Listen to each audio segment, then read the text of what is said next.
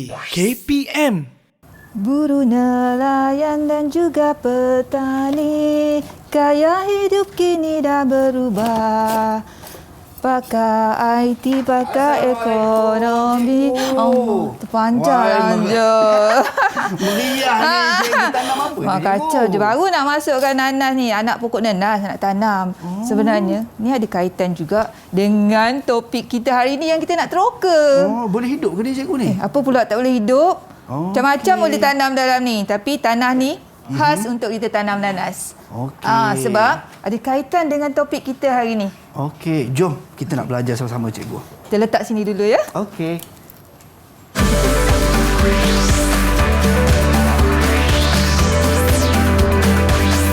Didik TV KPM.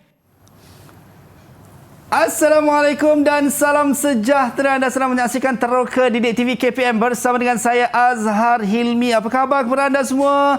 Saya harap semua berada dalam keadaan sihat dan sejahtera, dan yang paling penting sekali, sentiasa menjaga kesihatan kita walau di mana pun kita berada. Kalau ada simptom yang kurang sihat, simptom yang tidak baik, cepat-cepat dapatkan khidmat nasihat daripada yang pakar, iaitu doktor. Dan untuk hari ini, kita nak sama-sama teruskan penerokaan kita untuk mata pelajaran geografi. Kita bersama dengan guru kita, Cikgu Afizah. Assalamualaikum, Cikgu. Assalamualaikum, Azhar. Apa khabar, Cikgu? Sihat, Cikgu? Sihat. Saya nampak tadi Cikgu meriah, Cikgu bertenaga, bersemangat. Saya pula rasa macam, wah, tak sabar.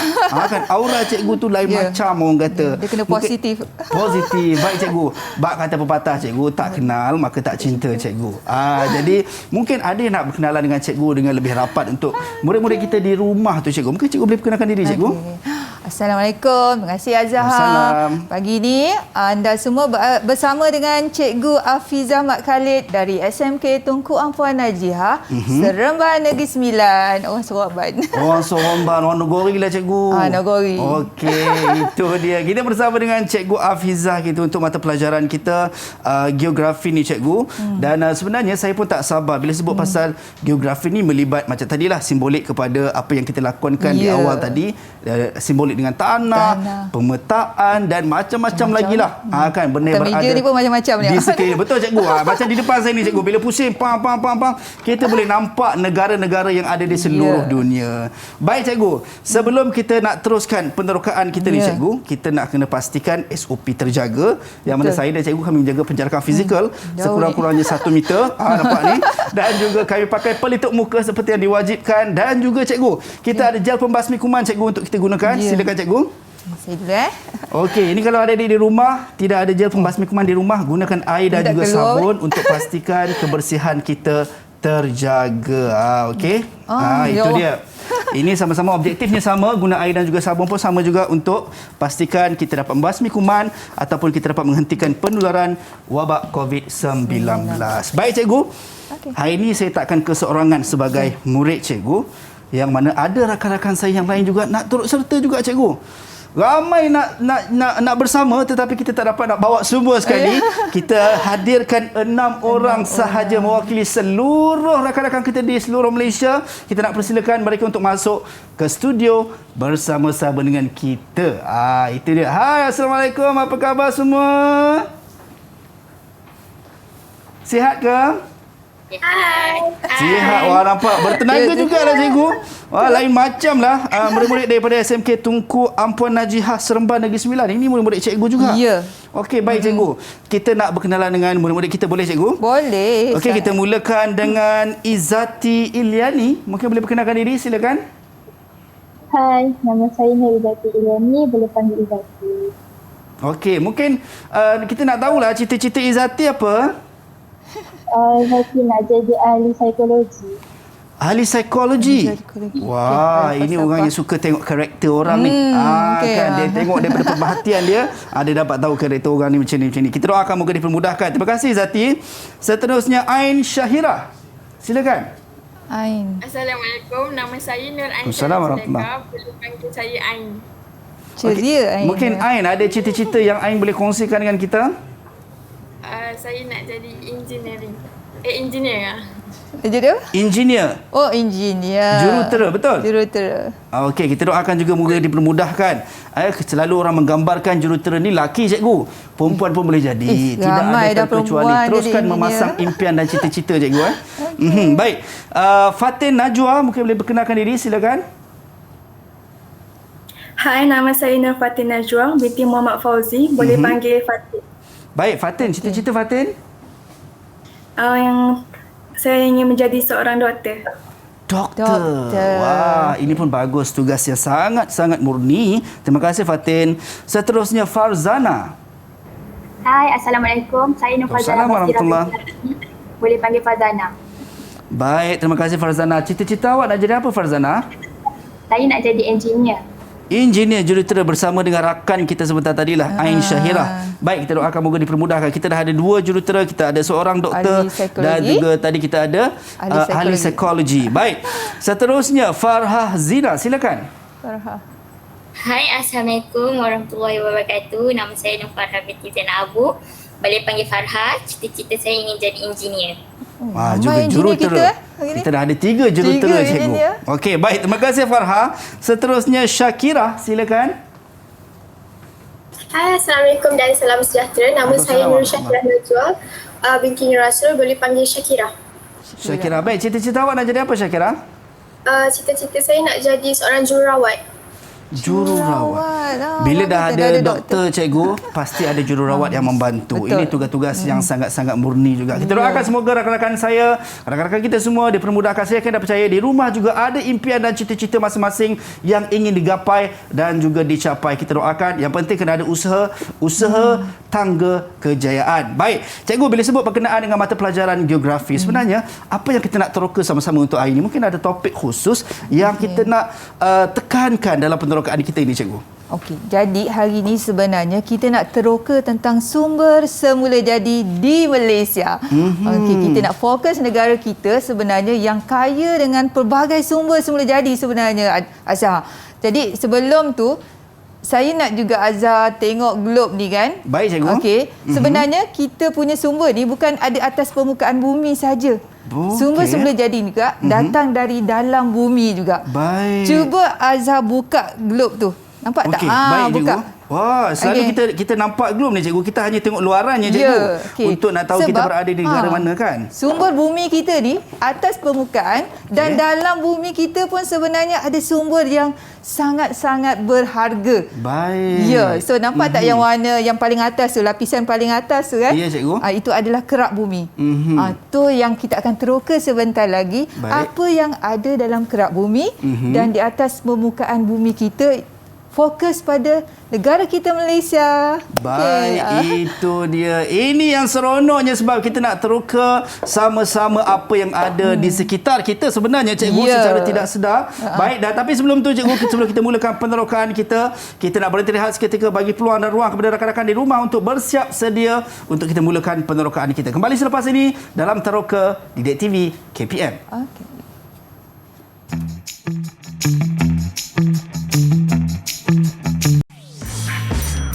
Didik TV KPM. Tahukah anda? Empangan hidroelektrik Bakun yang terletak di hulu Sungai Rajang merupakan stesen janakuasa hidroelektrik yang terbesar di Malaysia. Empangan ini mampu menjana 2,400 megawatt tenaga elektrik.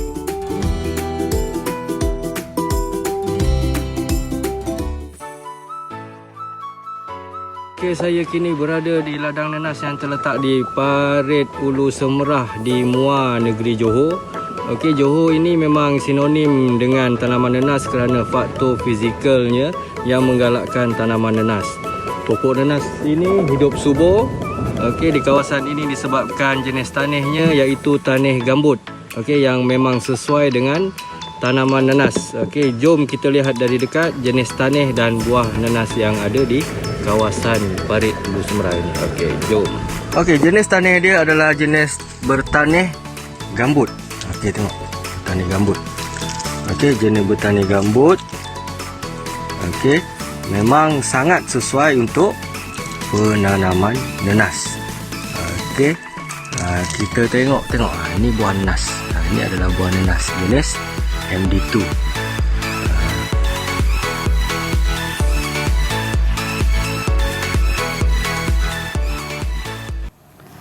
Baik, kembali dalam Teroka Didik TV KPM bersama dengan saya Azhar Hilmi. Tadi kita dah pergi ke Muar Johor, tengok pengusaha ladang nenas mengusahakan nenas dekat situ cikgu. Dan hari ini kita nak teruskan. Tadi cikgu dah tunjukkan sikitlah di awal-awal tadi penanaman nenas. Hampir nak tanam. Hampir nak tanam. Okey.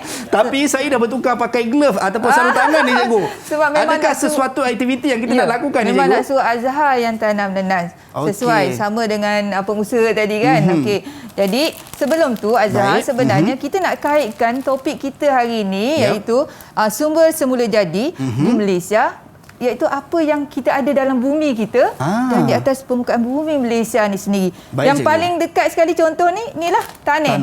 Tanah ni memang tanah itu satu kawasan yang besar, luas. Okey, tanah ni seperti yang pengusaha tu tadi kata, tanah gambut. Pernah dengar tak Azhar tanah gambut? Saya pernah dengar cikgu. Okay. Waktu zaman tanah belajar dulu, gambut ni memang sangat sesuai untuk tanam nenas. Dan tanah gambut ni banyak terdapat di kawasan negeri Johor. Sebab tu Johor ada pekan nanas. Pernah dengar pekan nanas? Oh, saya tak pernah. Ini pertama kali saya dengar. Pekan nanas tu satu kawasan tempat, tapi kawasan tersebut adalah kawasan penanaman nenas. So ini tanah gambut warna hitam. Ini adalah sumber semula jadi kita. Tanah. Dan dari tanah ni lah, itu yang kita boleh mengusahakan tanaman. Contohnya tanaman nanas. Dan banyak lagi lah tanaman. Cuba Azhar tanam dulu. Nanas tu, cuba kita nak tengok macam mana cara. So tanaman nenas cikgu, kalau kita tengok dekat nenas dia ada yang kita panggil apa ni cikgu? Pucuk dia. Pucuk nenas ni maksudnya kalau just sekadar cabut kemudian terus tanam dalam tanah. Kita kena biarkan dia berakar dalam seminggu. Maknanya kena rendam dalam air. Kemudian dalam tempoh seminggu tu keluar akar. Nampak tak akar putih-putih ke bawah tu kan? Baru kita boleh tanam di atas tanah gambut tadi. Okey. Baik. So cuba Azhar masukkan. Baik, so maksudnya selepas keluar akar putih macam ni cikgu, anggaran masa yang cikgu berikan adalah 1 minggu. Kita rendam dalam air, dah keluar, baru kita masuk ke dalam tanah. Okey, sekarang ni saya masukkan cikgu. Cuba masuk tanam. Manalah tahu lepas ni jadi pengusaha nanas pula kan? Amin. Nanti kalau jadi cikgu, saya panggil cikgu datang. Ya, boleh. Okey, baik. So kita masukkan dalam tanah cikgu. Masuk je dalam polybag. So tanah gambut ni lah yang akan menyuburkan tanaman nenas kerana tanah ini sangat-sangat sesuai untuk tanaman nenas. Sebenarnya Azhar, bukan semua tanah tu pun sesuai untuk 1-2 tanaman je Azhar. Sebenarnya macam pokok getah, pokok kelapa sawit, tak bolehlah tanah gambut. Baik. Ada tanah lain. Tu yang saya kata dalam kerak bumi kita ni pelbagai sebenarnya. Baik. Baru kita tahu pasal tanah je kan? Betul cikgu. Itu baru satu cikgu. Ya. Tapi Azhar tahu tak, selain daripada tanah-tanah tersebut, ini semua hasil daripada dalam bumi kita juga. Ini kalau kita tengok di sini, ini ada labu kalau sayung. Azhar, berdasarkan pengetahuan Azhar kan, apa asal kejadian labu sayung ni?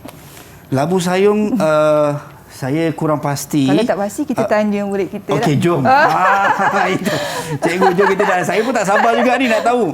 Okey. Baik. Jadi kita nak tahu jenis-jenis sumber yang ada di Malaysia ni sebenarnya boleh dikategorikan sebagai sumber semula jadi, boleh baharu, dan satu lagi sumber semula jadi tidak boleh baharu. Apa dia boleh baharu? Cikgu. Apa yang tak boleh baharu tu? Baik. Okey.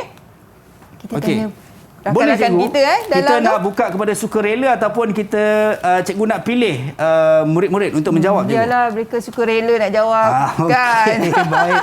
Semua murid-murid cikgu daripada Negeri Sembilan ni katanya semua luar biasa cikgu. Hari ni kita nak tengok buktinya. Ikut cikgu dia. Ikut cikgunya. Baik. Mungkin siapa yang sukarela nak menjawab, silakan.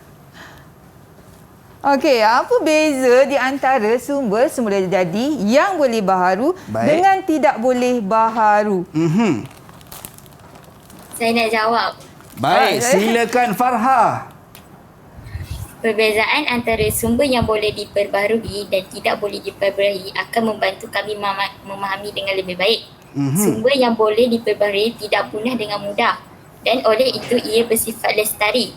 Sebaliknya, sumber-sumber yang tidak boleh diperbarui ia akan pupus dalam masa jangka yang tertentu jika tiada perancangan untuk mengawal sumber tersebut.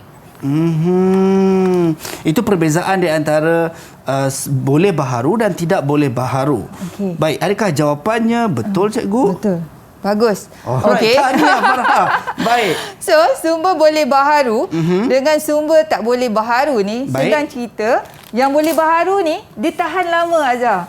Sampai bila-bila pun dia tidak akan habis. Baik. Okey, dia merupakan sumber semula jadi yang kita boleh gunakan bukan saja hari ini, malahan sehinggalah bumi ni hancur rasanya, masih ada sumber tersebut. Itu kita kata jangka masanya cikgu. Okay. Tapi sumber yang tidak boleh baharu ni, Baik. dia tak boleh, dia akan habis Azhar. Baik. Kita guna selalu. Macam Azhar pun kalau guna selalu pun habis juga kan Azhar. Betul. Kan? Sama juga dengan sumber ni. Dia akan habis bila kita guna dengan berterusan. Baik. Okey, jadi antara sumber-sumber yang ada kat sini, asal kejadiannya, okey, sebenarnya dalam tempoh beberapa tahun akan datang, mungkin kita dah tak jumpa dah labu sayung ni. Betul, sebab cikgu. sumber tu boleh habis. Dari apa kejadian sumber ini, labu sayung ni, nanti kita dengar murid-murid. Sebab dia dah teroka dah, banyak dah. Baik. Berkaitan dengan sumber boleh baharu, dengan sumber yang tidak boleh baharu. Ini tak Okey. acik ni, dia orang teroka tak ajak cikgu. Tak ada. Okey. Okey. So Baik. ini semua boleh baharu. Yang Baik. macam siapa tadi? Farha yang nyatakan. Farha. Tanah, air, hutan, suria. Memang tak boleh habis kan? Betul. Tanah ni tak boleh habis pun. Betul. Jadi kita gunakan sebaik mungkin tanah tersebut untuk mendatangkan balik kita punya manfaat kepada kita dan juga kepada Malaysia sebenarnya. Baik, cikgu. Okey. Jadi kita nak teruskan kepada sumber yang boleh baharu ni. Taburan juga. Okey, Baik. ada siapa-siapa tak nak cerita pasal taburan hutan kita? Kita ada Baik. banyak jenis hutan tau Azhar. Betul cikgu. Antaranya ada hutan simpan di negeri Pahang yang masih yang tidak diterokai cikgu. Ya. Betul tak? Ya. Itu antaranya lah. Ya, betul. Okey, baik. Kita nak terus penerokaan kita ni dengan tanya siapa suka rela nak menjawab. Ada siapa nak bercerita pasal sumber hutan? Baik, silakan Syakira. Okey, hutan ni adalah sumber boleh baharu. Baik. Dekat sini ada beberapa jenis hutan iaitu hutan hujan tropika, hutan paya air tawar, hutan paya air masin, hutan pantai dan hutan gunung. Okey, untuk hutan hujan tropika ni iaitu hutan yang paling banyak dekat Malaysia ni. Contoh lokasinya adalah di bahagian tengah semenanjung Malaysia. Baik. Untuk hutan paya air tawar pula, contoh lokasinya adalah di sekitar Tasik Chini, Tasik Bera, Pekan, Rompin dan Rompin di Pahang. Okey, manakala hutan paya air masin pula di Tanjung Piai, Johor. Okey, untuk hutan pantai, contoh lokasinya adalah di Pantai Penarik di Terengganu, dan akhir sekali untuk hutan gunung, contoh lokasinya adalah di Gunung Kinabalu di Sabah. Baik, pencerahan yang sangat jelas dan padat. Tapi adakah ianya betul ataupun salah cikgu? Ya, betul. Tapi saya nak juga tanya Azhar, Okey. dekat Yap. mana lokasi-lokasi yang siapa Izzati tadi sebut?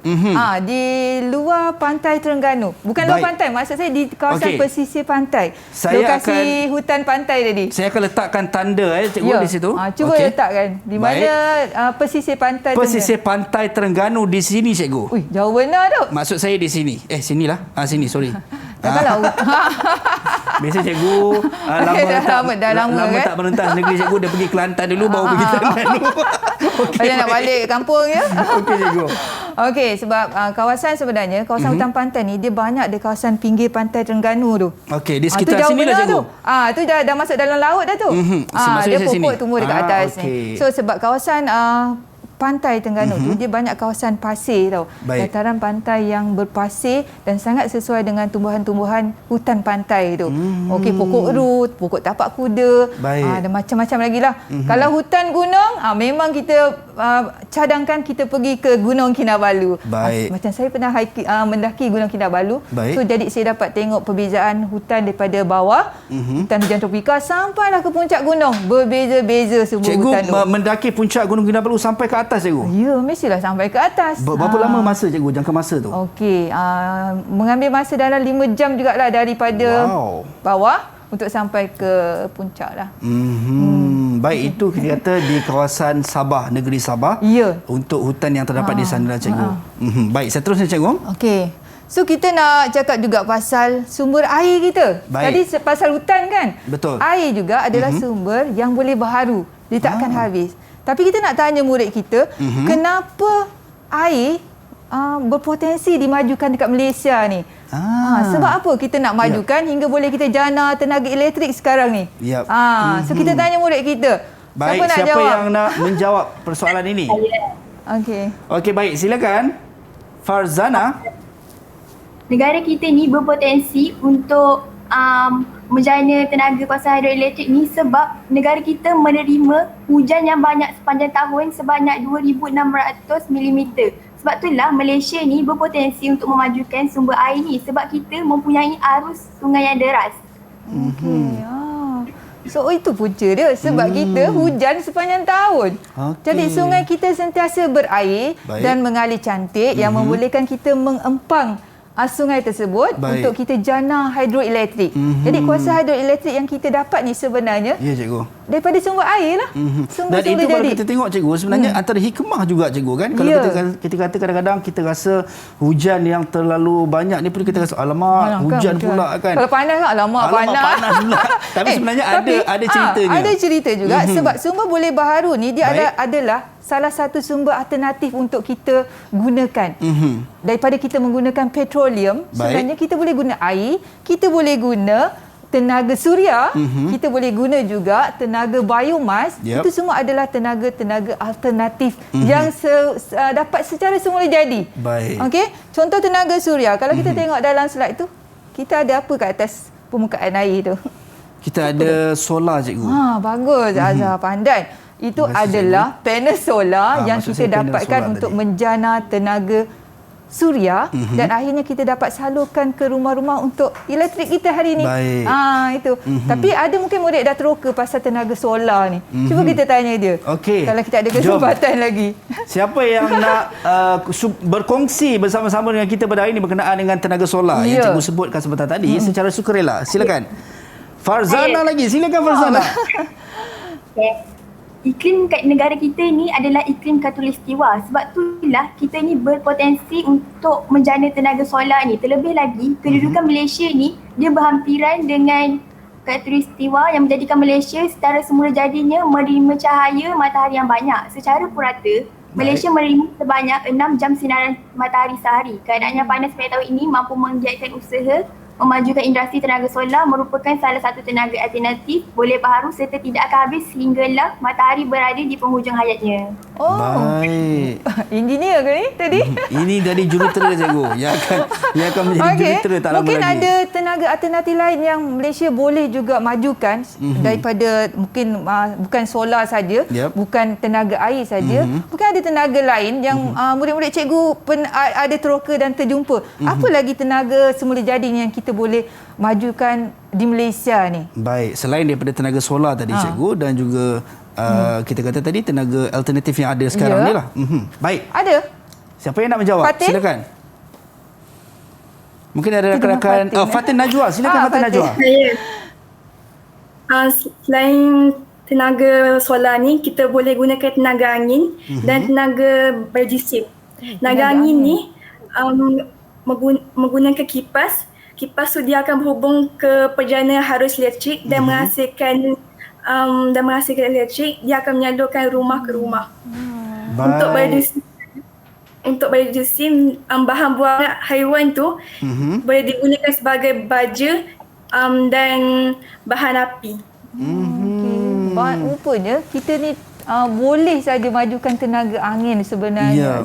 Kita boleh sebenarnya kalau dari apa yang saya dapat daripada cikgu dan juga rakan-rakan, kita dapat memanfaatkan apa sahaja bentuk yang ada untuk manfaat manusia sekeliling. Contohnya macam tadi solarnya, dari sudut airnya dan juga angin. Lepas tu kita nampak kipas besar tu macam apa fungsinya. Rupanya ada fungsinya. Baik, kita dah tahu cikgu berkenaan dengan tenaga-tenaga yang terdapat dan apa kelebihan negara kita ni dari sudut geografinya. Dan kita nak berhenti rehat seketika, cikgu. Boleh. Kembali selepas ini dalam Teroka Didik TV KPM.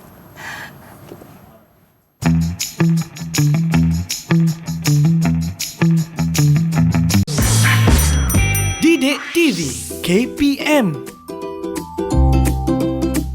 Tahukah anda? Malaysia mengalami iklim khatulistiwa yang panas dan lembap sepanjang tahun. Justru menyebabkan Malaysia menerima jumlah hujan kira-kira 2,600 mm setahun.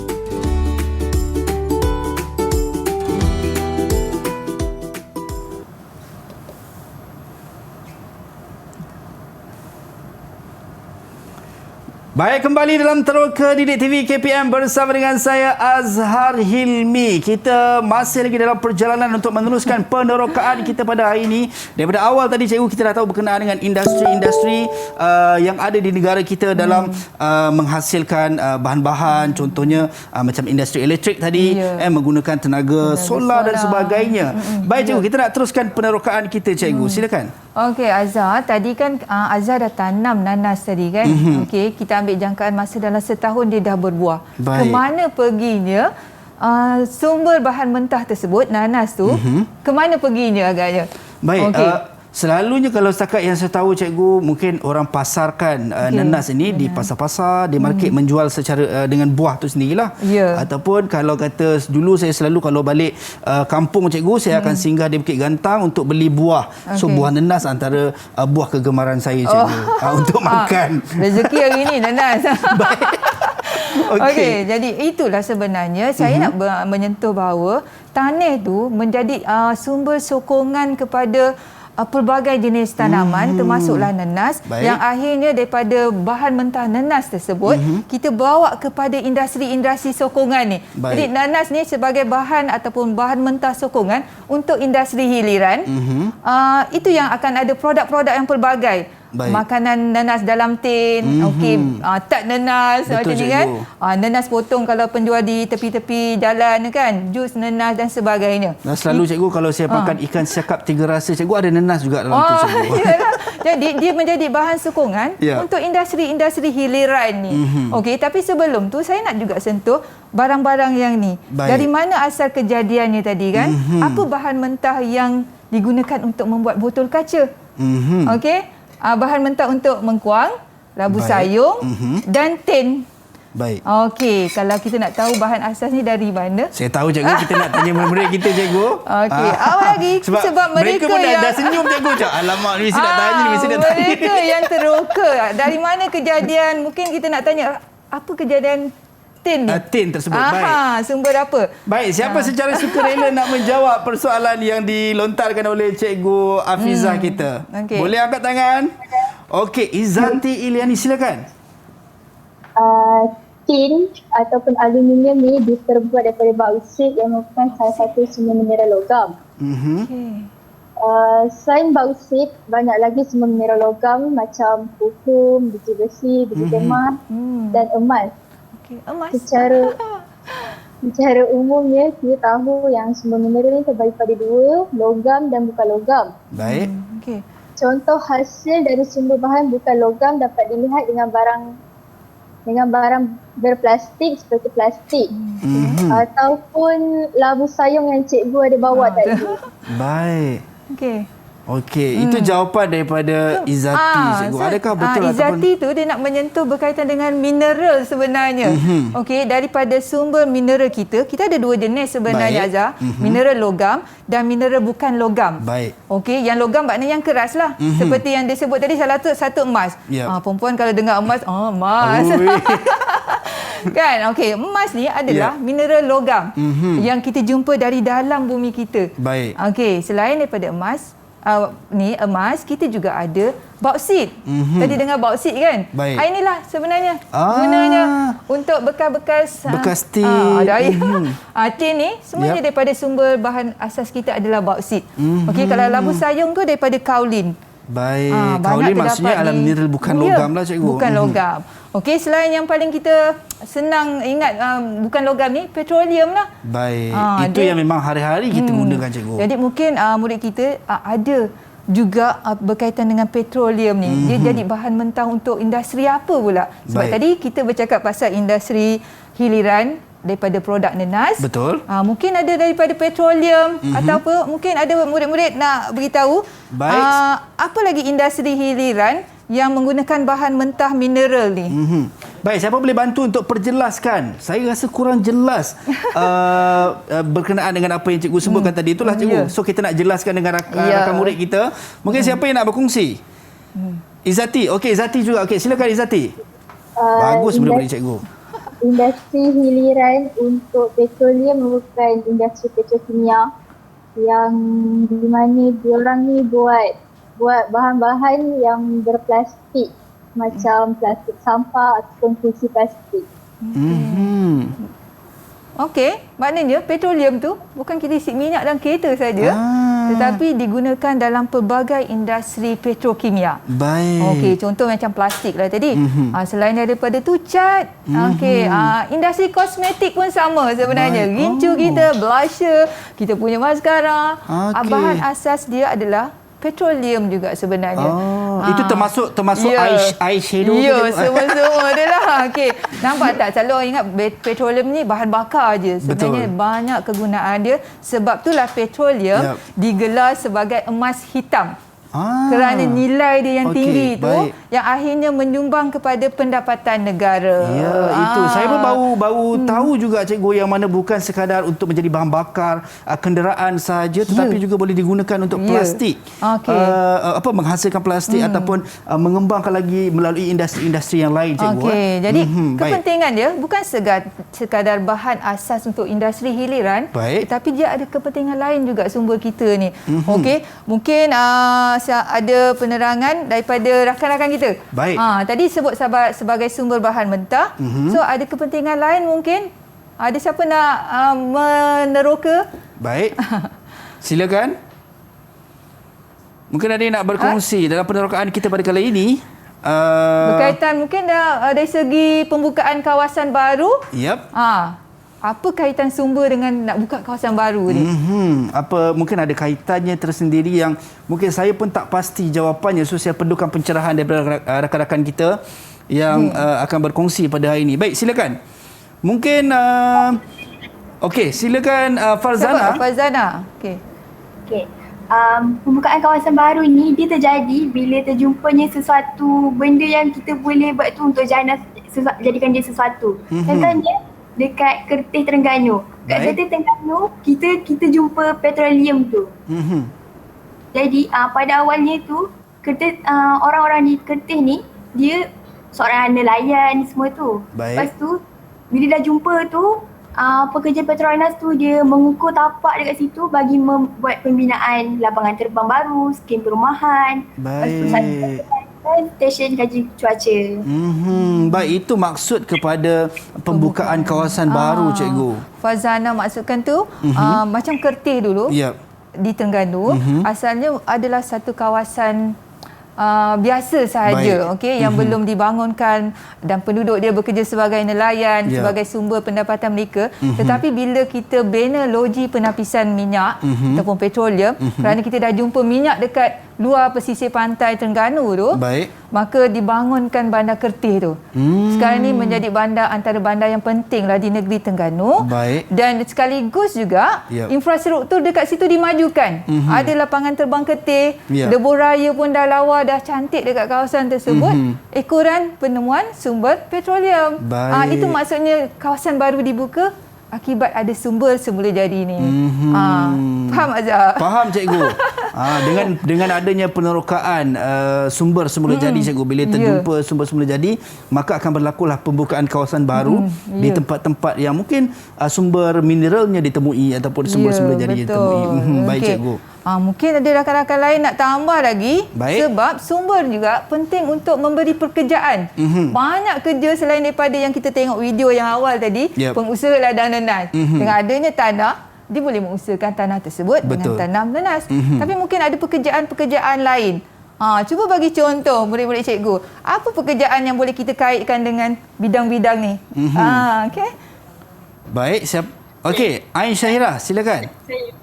Silakan Ain. Dari segi peluang pekerjaan, daripada sumber bahan gas asli atau petroleum, kita dapat mewujudkan peluang pekerjaan seperti kejuruteraan petroleum. Kejuruteraan petroleum ini peranannya amat penting dalam mencari sumber baru tenaga. Kejuruteraan petroleum ini banyak berkaitan dengan penerokaan, penggalian dan pengeluaran minyak. Sebenarnya, pekerjaan ini sangat penting bagi ekonomi dunia kerana mereka akan memastikan pengeluaran minyak dan gas adalah selamat, cekap dan lebih berpatutan untuk pelanggan. Baik. Engineer kot dia ni. Engineer. Jurutera kita memang sangat luar biasa, cikgu. Ain nak jadi jurutera cari gali minyak ke? InsyaAllah. InsyaAllah. Amin. Kita doakan. Baik, cikgu. Bila Ain Syahira tadi sebut berkenaan dengan peluang pekerjaan tersebut. Saya rasa nak tambah, tapi cikgu betulkan saya kalau saya salah. Boleh. Betul tak cikgu kalau cikgu ambil kepada video tadi sebentar tadi yang mana kita lihat pengusaha ladang nenas yang mana mengusahakan nenas dengan banyak dipasarkan. So antara peluang pekerjaan yang lain sebagai contoh adanya peniaga, adanya pemborong, kemudian adanya orang yang boleh buat tak nenas cikgu. Secara tidak langsung dibuka pula ejen-ejen jualan membuka lagi peluang pekerjaan. Betul tak cikgu? Betul sangat Azhar. Bagus. Okey, jadi Azhar dapat merumuskan keseluruhan sebenarnya daripada sumber semula jadi tu. Akhirnya inilah yang muncul memberi pendapatan kepada ramai orang, ramai rakyat kita, adanya sokongan daripada bahan mentah sumber semula jadi yang ada dalam bumi Malaysia. Jadi itulah hasilnya pentingnya sumber semula jadi bukan saja kepada negara kita Malaysia tetapi kepada rakyat kita Malaysia. Baik. Semangat macam itu dia. Saya pun rasa sangat bersemangat dan rasa sangat seronok cikgu. Sebenarnya secara tak langsung kita perlu hargai sebab apa yang berada di sekeliling kita sebenarnya adalah sesuatu yang berharga. Walaupun pada pandangan mata kasar kita nampak macam tidak ada apa-apa, tetapi sekiranya kita usahakan dengan betul sebenarnya boleh memberikan hasil kalau kita tahu dan ada ilmunya. Tadi bila cikgu sebutlah bila ada tanah gambut maka di situ berpotensi untuk adanya ladang nenas. Begitu jugalah untuk perkara-perkara yang lain. Yang penting kena ada ilmu dan juga kena faham betul-betul. Baik, untuk penerokaan kali ini cikgu, saya rasa sangat-sangat beruntung sebab dapat bersama dengan cikgu dan juga rakan-rakan murid kita di Google Meet. Tapi sebelum tu cikgu, sebelum kita teruskan lagi penerokaan kita nak berehat seketika. Kita kembali selepas ini dalam Teroka Didik TV KPM. Saya nak minum air dulu. Okey? Bye. Tak ada air.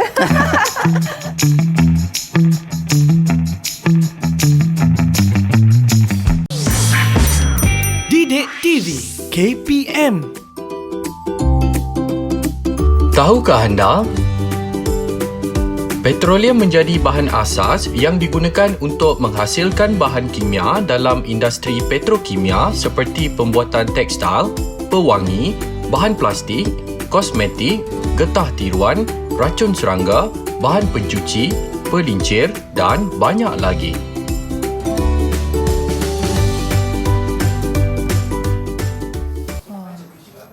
Baik, alhamdulillah cikgu.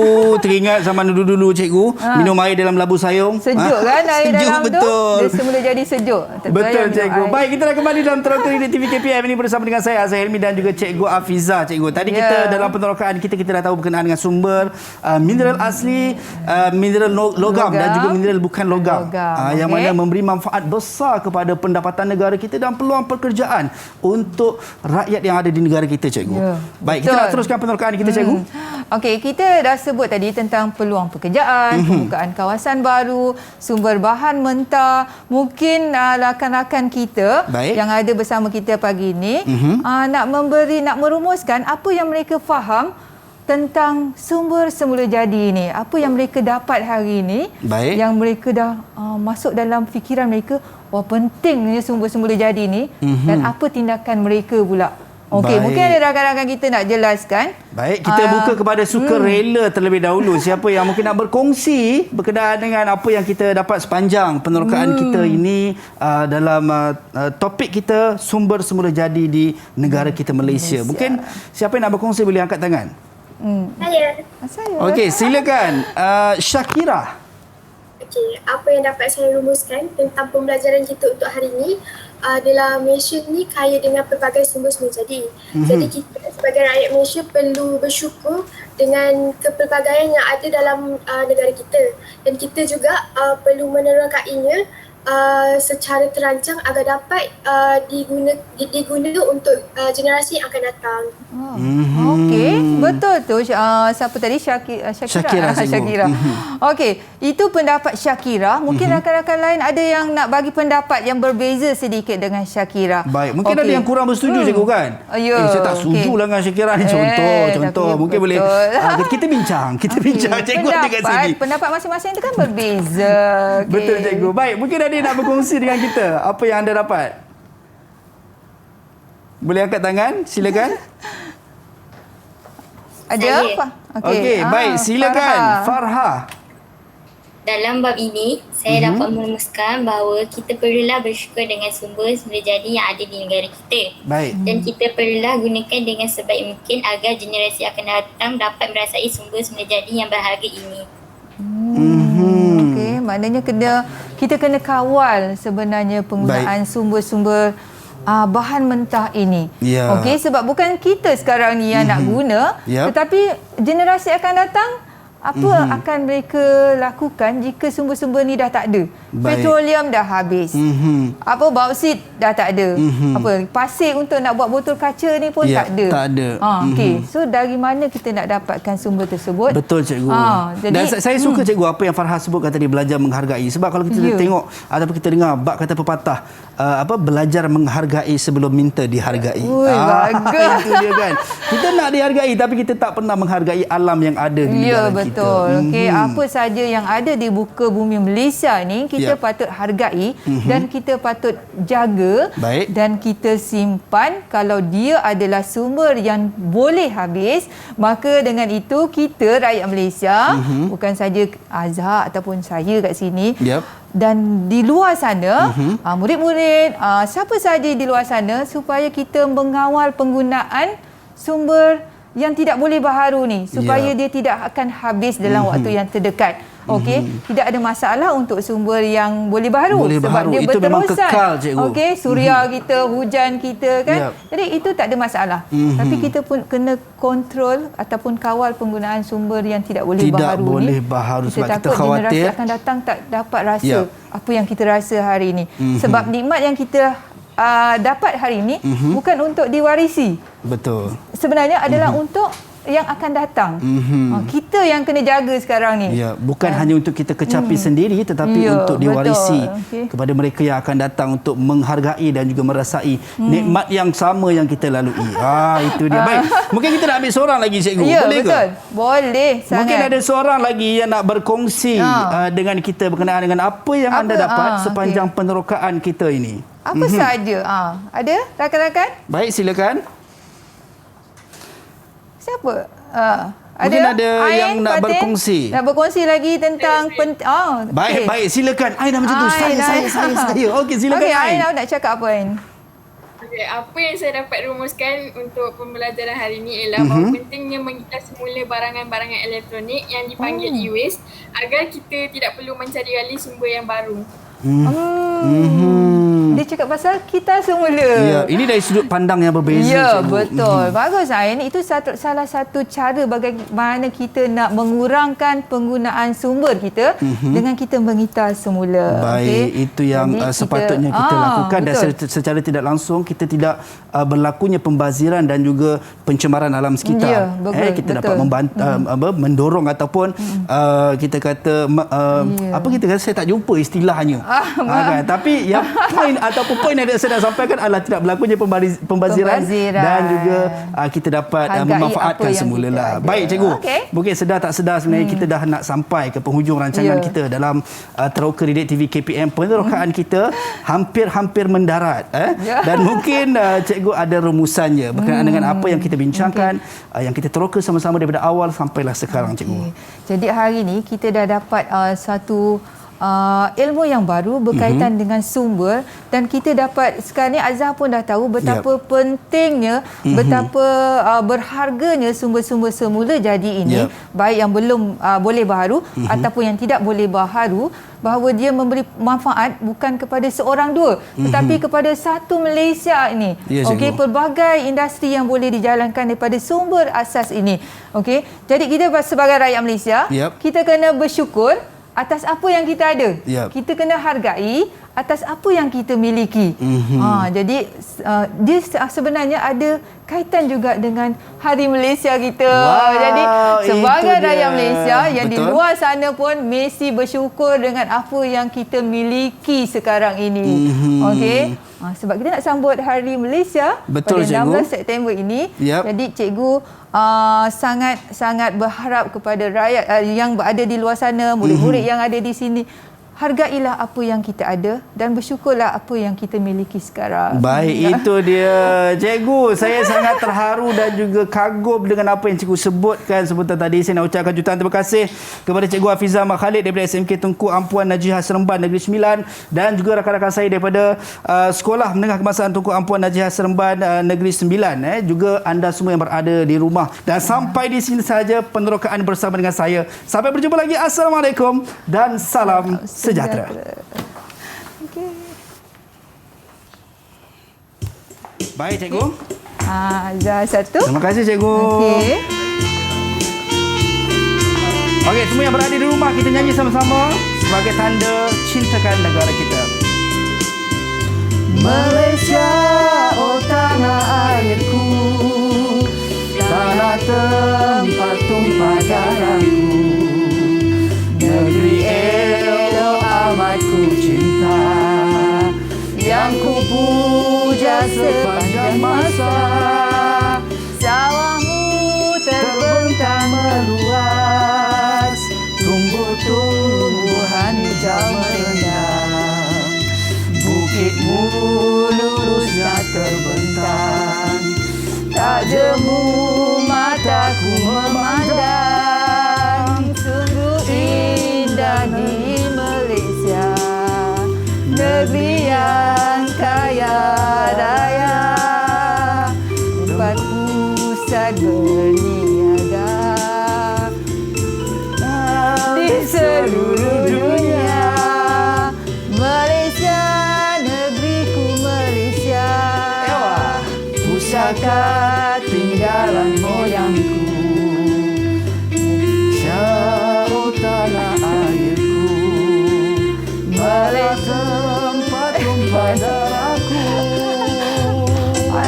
Lupa diri kan?